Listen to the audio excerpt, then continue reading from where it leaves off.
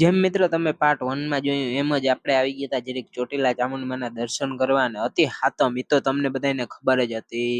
અને મિત્રો હાલો આવું કંઈક નજારો હતો ને હવે તમને પાર્ટ 1 2 દેખાડું અને કહાની કંઈક એવી છે કે ભાઈ પાર્ટ 2 ની અંદર જરીક ચામુંડમાના દર્શન કરીને આવી ગયા ખાલી ફોટા પાડવા ખાતેની જેટલા અને પછી ખાતેની ફોટા પાડીને નીકળી ગયા નીચે તરફ હાલો જાય નીચે ડાયરેક્ટ નીચે જઈને જ મળું.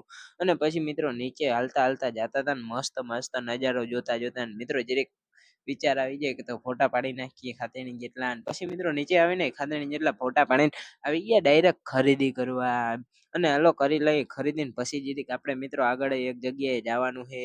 અને પછી મિત્રો થોડીક વારની અંદર આવી ગયા સાળંગપુર ને તમે બધા જય હનુમાન દાદા કોમેન્ટ કરી નાખજો. અને પછી મિત્રો આવી ગયા મંદિર બંધ હતું એટલે આપણે મૂર્તિ પાસે જરીક હાલો ન્યાય ખાતેની જેટલા ફોટા પાડી લઈએ. અને મિત્રો કેવી છે મૂર્તિ જરીક કોમેન્ટ કરી નાખજો અને જય હનુમાન દાદા લખવાનું ભૂલતા નહીં. અને તમે મસ્ત મજાનો નજારો જોઈ લ્યો ને ખાતેની ફોટા અમે પાડી લઈએ.